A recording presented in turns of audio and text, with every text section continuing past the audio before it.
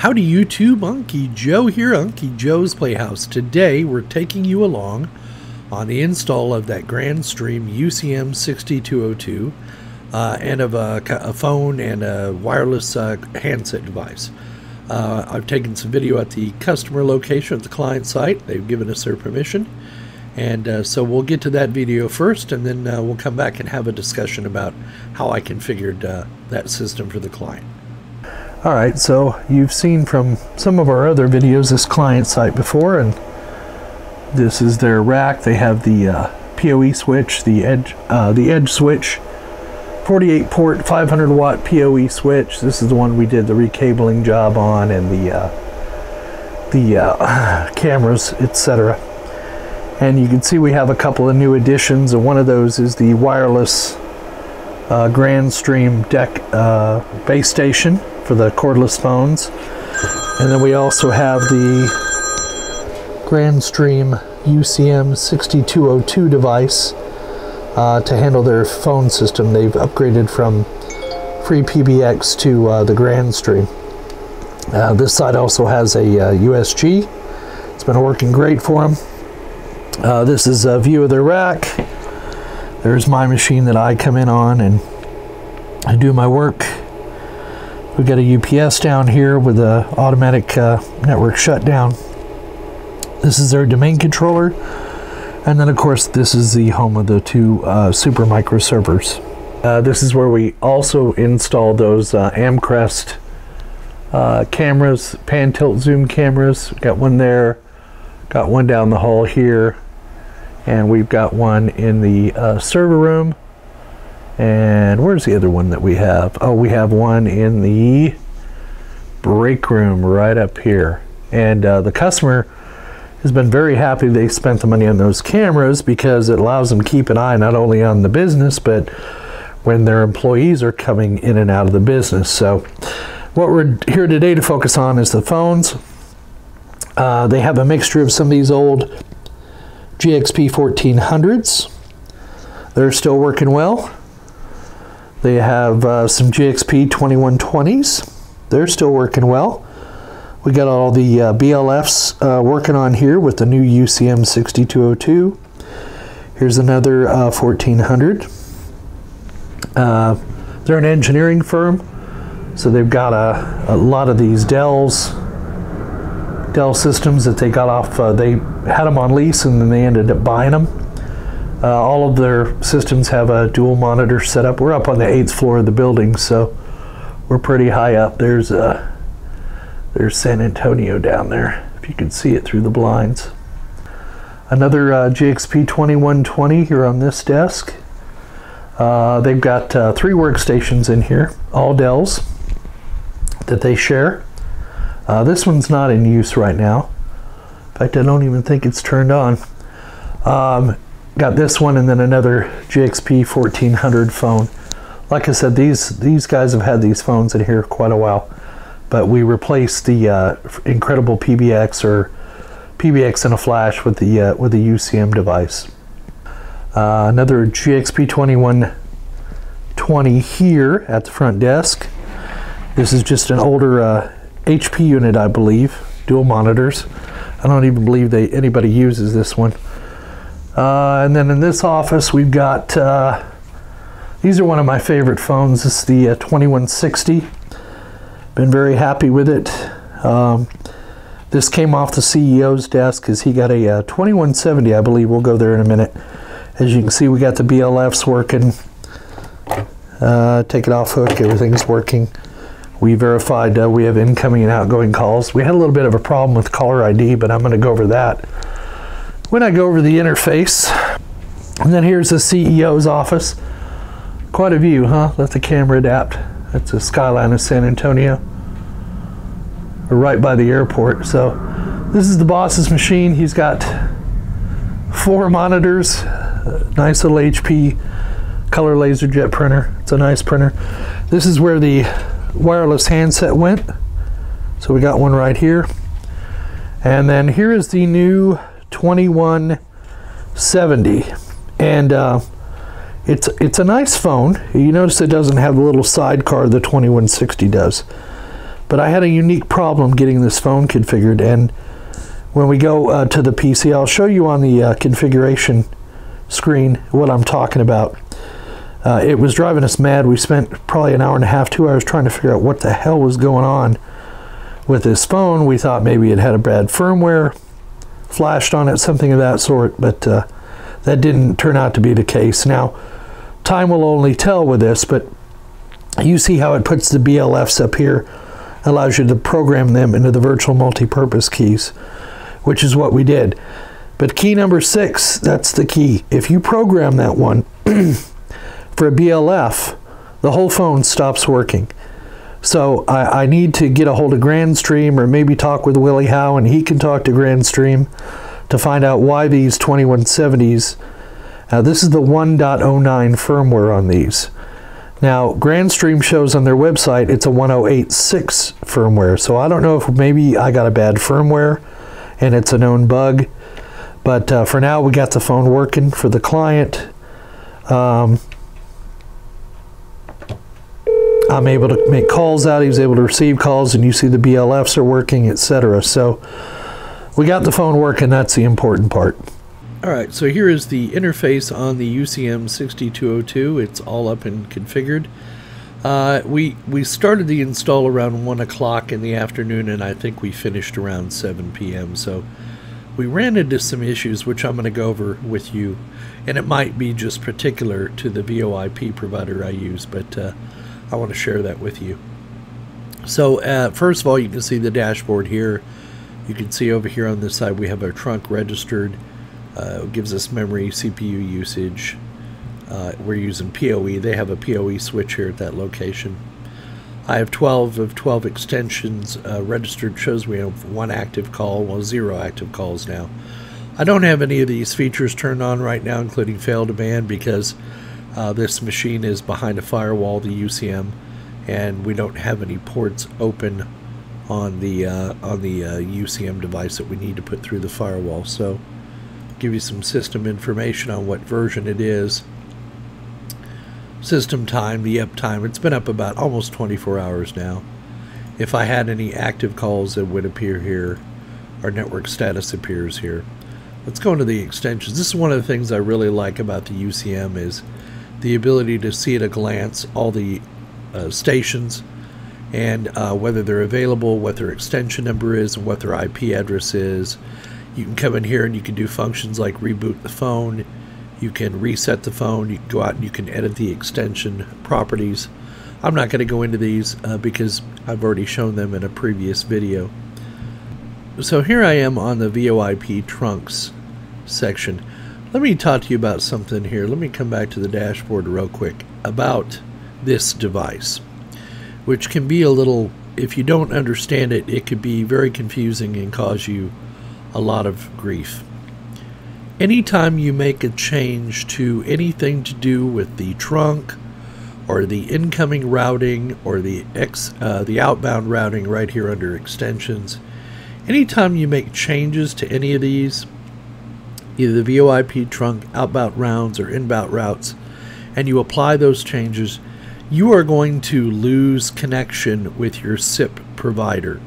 So if you make the change and then immediately go out to start testing your changes, you may come up with a fast busy signal when you try to call in, or it may not route properly when you try to call out. So anytime you make changes to any of these, whether it be the VoIP trunks, the outbound or inbound routes, you need to allow probably a couple of minutes for the Grandstream, for the UCM device to re-register with your SIP provider. I'm just going to warn you about that right now, because I'm a fast and loose kind of guy, you know, and I go and I make changes and then I test them immediately, and sometimes I'll get you know, a fast busy signal when I try to call in if I make a trunk change or an inbound route change, and it leads me to think, oh, I set the setting wrong, I'll go and change it again, and that just adds and compounds to the drama, if you know what I mean. So after you make any changes to those 3 sections, VoIP trunks, outbound or inbound routes, give the Grandstream a couple of minutes, maybe 2 or 3 minutes, to reconfigure itself and reconnect with your SIP provider. And trust me, you will save yourself a lot of headache and pain. And let's be clear, the Grandstream, if you're used to using free PBX, you know you put your trunk information in there.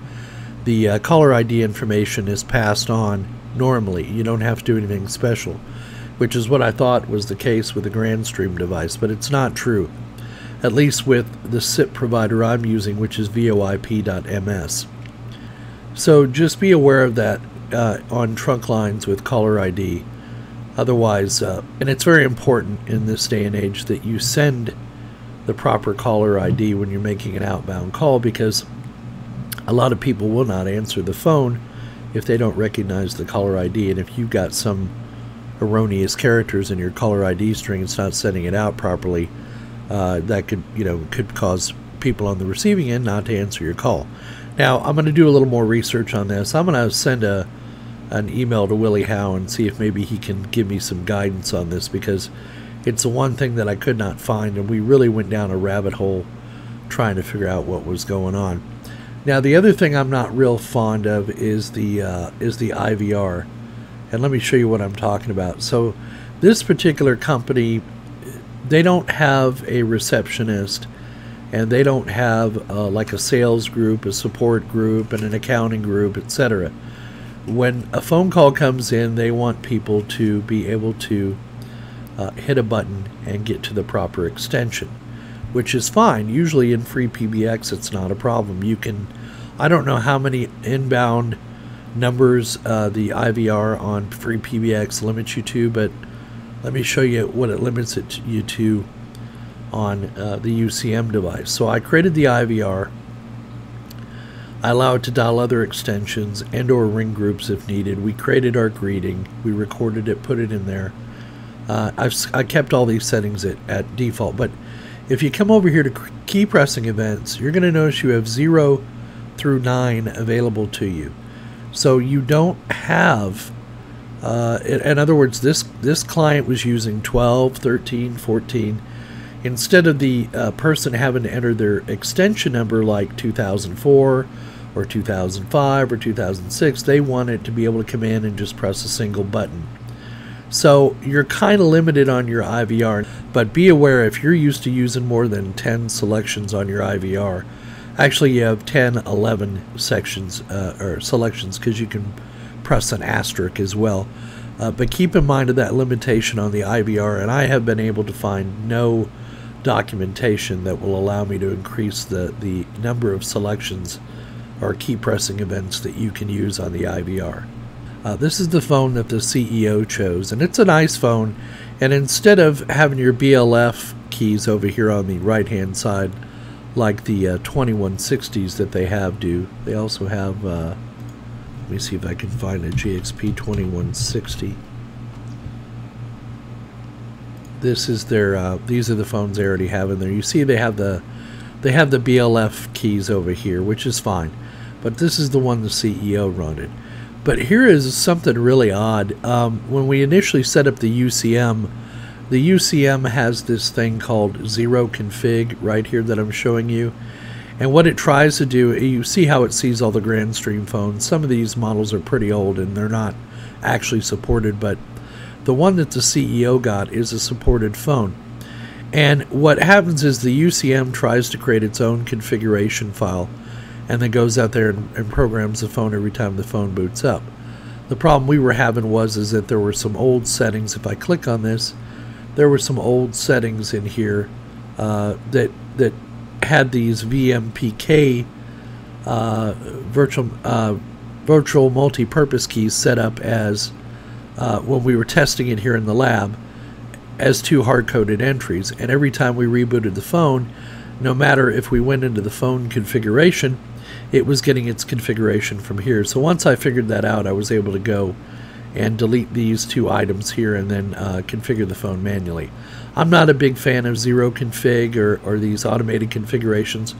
I prefer to manually put my hands on the phones. But one really odd thing we ran into is these are VMKs, virtual multi-purpose keys, right? All of these 1, 2, 3, 4, 5, 6 on one side and 6 on another. Anytime we would add more than 5 entries to these to these keys, If we were to add, for example, a busy lamp field to key number 6 on the left side, the phone would stop working. The phone would go off hook. The phone would not, if you go to call it, it would go right to voicemail saying the caller is unavailable. It took me about an hour to figure this out. Finally, I just programmed the first 5 here and then some over here. Once I left this key off, number 6, the phone worked as normally. Now I also noticed that this phone had version 1.09 of the firmware. There is no 1.09 of the firmware. If there was, it has been withdrawn by Grandstream because they show these phones as being on 1.086. So I've got to call into Grandstream to find out exactly what's causing that. But that is one of those crazy things. Is my business partner and I were setting up these phones yesterday that it's just unexpected. We were trying to figure out, is the phone bad? Did we get a bad firmware upgrade on it? Were we programming it wrong? But trial and error, we finally got through and were able to figure out we just couldn't program that key number 6 to a BLF. Now this client has simple needs. So on the IVR, it was very simple to set that up. We didn't even use any time conditions. They want the IVR to answer the phone at all times, and that even whether they're open or closed, because sometimes they work till 7 at night, sometimes they'll only work till 4, whatever. But it was much easier just to give them an IVR that just simply rings in, and then they can choose extensions or ring groups from or whatever, than it was to create a time condition for them. They didn't have the need for it. So it's a simple incoming IVR. It answers all the phone calls, and then if they want to go to the operator, they've got it going to an extension where the lady, this is actually their accounting lady, but she answers any calls that get hit to 0. So but other than that, other than those little minor annoyances I spoke of with the VoIP registration, trunk registration, you just have to remember anytime you make any changes to that or incoming or outgoing routes that you need to give the UCM a few minutes to catch up and re-register with the VoIP provider. But other than that, I'm very happy with this device. Not quite as powerful as free PBX. It is asterisk under the hood, but as is free PBX. But free PBX, I think, gives you a lot more options for a simple phone system like these folks are using. It's a really good solution. It's probably what we're going to end up running here at Unky Joe's Playhouse, or for my company. My business partner and I are evaluating a couple of different options, and we're going to make a decision on it. But there's the setup for this client. So there you go. Set up, installed. You've seen the video of the phones there, and we had a fun time getting it set up. I was pretty gung-ho about that. At first, when I used this device, this UCM6202, I was not all that impressed with it, but that was because I didn't know how to use it. So once I've learned some skills and figured out how to program it, it's a pretty good device, and it would probably fill 90% of my client needs. But there's always those 10% of clients that have special needs. And but what I wanted to do also was put the UCM in and see how it did under load, see how it did in a real-world circumstance. And this is an engineering firm, and they get quite a bit of calls during the day, so time will tell. They agreed to be a guinea pig for it. The owner of this company is always on the bleeding edge of technology, and I was honest with him. In fact, he paid for it. We had it in here for 2 or 3 weeks and got our feet wet in it and learned how to program it specifically for him. And now it's in place, so we'll see how it does long term. The only thing I'm leery about with Grandstream is their firmware. Sometimes their firmware breaks more than it fixes, so I always wait on Grandstream devices before I update the firmware, or I treat it like I would a PC, and I don't update the firmware unless I have a specific need that this firmware addresses. But of course your mileage might vary. So there you go, YouTube. Hope you found the video entertaining and informative as always. Don't forget, give us a thumbs up down below, leave your comments down in the comment section, subscribe if you're not already a subscriber, and don't forget to hit the notification bell.